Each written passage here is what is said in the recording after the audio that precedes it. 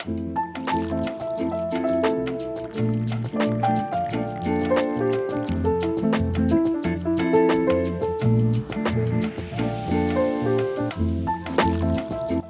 everyone, I hope you are doing well. Today we are going to be doing a paint with me for the new art challenge that I've been wanting to start for some time now. We're going to be using the Pantone paint swatch postcards. This is actually a challenge started by Big Blue Tang, a talented creator that I found on Instagram a while ago. And the idea for the challenge is that you do one Pantone swatch painting per day, inspired by the color on the card. I had this box of Pantone cards in my shopping list for so long and decided that I'm ready to purchase them and start painting. I grabbed these from Amazon. I can leave a link for you down in the description.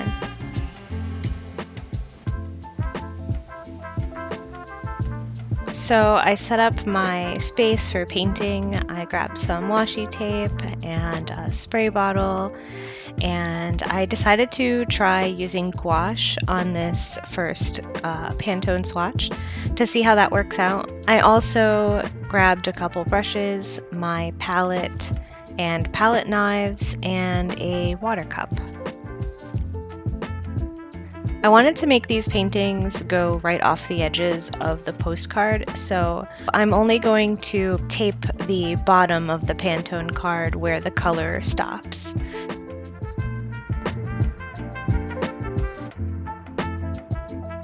So for this painting, I kind of had a scene in mind already. I've been taking a lot of photos of seascape sunsets with my phone, one of the side effects of living so close to the shoreline, so I decided to paint a warm ocean sunset for this first day. So I'll show you guys here the colors I decided to use for today. This way you can follow along if you want.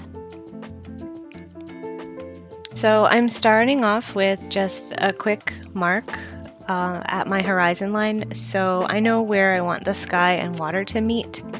I'm just using a regular pencil here to make a line across the top. By the way, I noticed that the surface of these Pantone cards are kind of smooth or shiny. The paint likely won't soak into the paper because of whatever coating is on this card.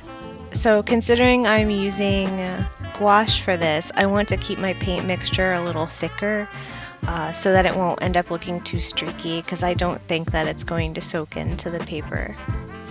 So to start, I made a warm purple color for the sky, and I mixed in some magenta, violet, and Prussian blue. And to lighten that a bit, I used a small amount of white.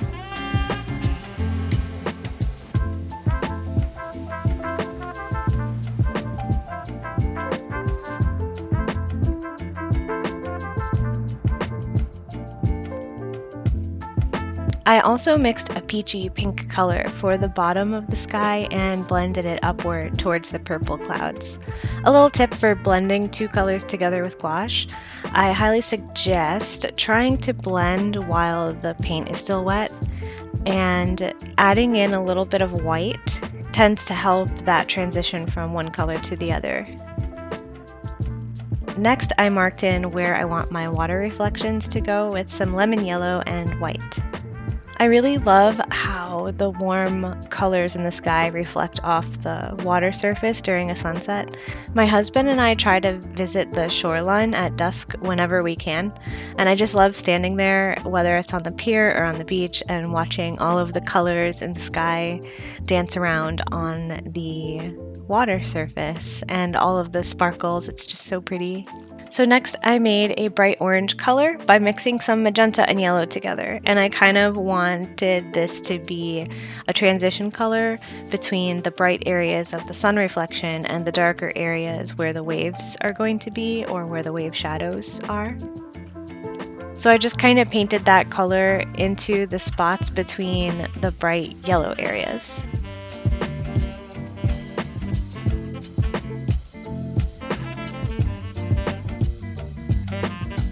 Next, I went in and added some lighter yellow and kind of spread out this area a little bit more and made the layer a little thicker.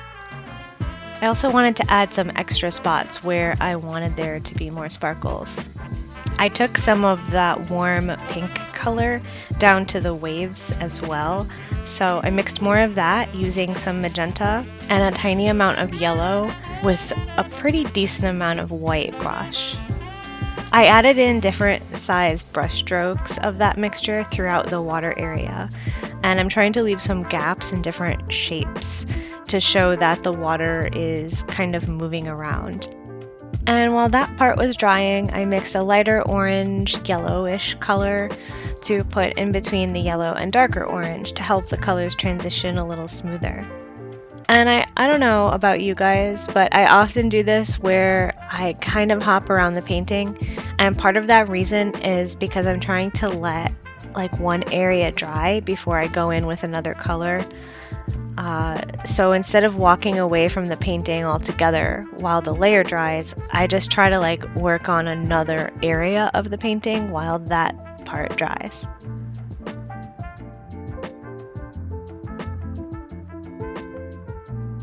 So I added some of that yellow-orange color up into the clouds as well, and I really liked how that was coming out. Once the pink area was all dry on the water section, I went in with some of the same purple that I used on top, but with less white mixed in. And I'm using an angled brush here, by the way. I actually used the same brush for the whole painting. I did not switch. I really like using angled brushes because you can get so many different strokes out of them. Like depending on how you hold it, you can get really thick streaks or really thin streaks or like little spots. You can even get like a cool wobbly effect just by tilting the brush around as you paint. It's so like versatile. Definitely my go-to brush.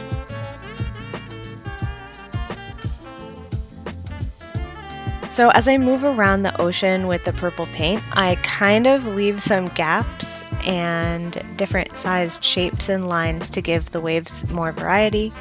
And when you're painting water, all of the waves are not always exactly the same shape and size. So changing those brush strokes a little bit helps create the illusion of moving water or different sized waves.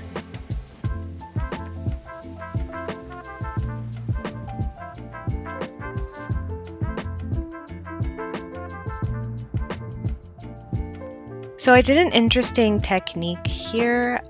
It was kind of an experiment because I wasn't sure how it was going to look on the smooth surface, but what I did was I wet my brush a little bit, just with plain water, and I dabbed the brush off a little bit on my paper towel so that it wasn't dripping wet. It was just damp at that point. And I kind of lightly swept the wet brush across the top area of the waterline. And it like smudged the paint a bit at the horizon and created this blurry effect, kind of like it's out of focus because it's so far away. And I really think this effect helped the water look further away using atmospheric perspective. I had to be really careful though with this technique because the gouache doesn't like cling to this type of paper or soak in. So I could feel that it was really easy to lift up when I was running the brush across the top. So it's really easy to overwork the paint or possibly even lift it off the surface completely. So gentle strokes and wiping the brush off between each pass, like on my paper towel, was important. So I added a little white to start to really brighten those sun reflections and add some sparkles into the waves. I've painted a handful of ocean scenes over the past few years, and my favorite part of painting the ocean is painting sparkles. It's a guilty pleasure, but I just really feel like there's something so cool, so magical about the way that water kind of glitters when it moves around. So I darkened some of the purple parts just a little bit to help contrast the lighter areas of the water and the little glittery bits. And I also mixed a warmer purple using more magenta to paint into the darker spots next to the lightest reflections. I just kind of blended that into the purple shadows between the waves. I think that the magenta serves as a good transition between that pinky orange into the darker purple.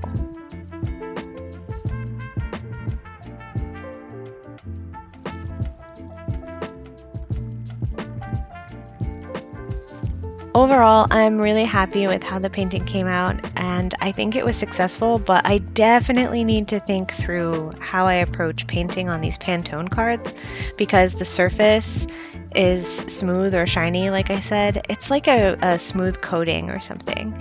I'm so used to painting on like a toothy surface like cotton paper or watercolor paper or even canvas. But yeah, it was a lot of fun and I can't wait to do the next painting. And anyway, yeah, that's the end of this video. Thank you guys so much for watching. And if you guys want to follow my Pantone swatch painting challenge journey, you can follow me on my Instagram page. I post them there, and I'm getting active on Twitter as well. And yeah, thank you. I'll see you guys in the next video. Bye.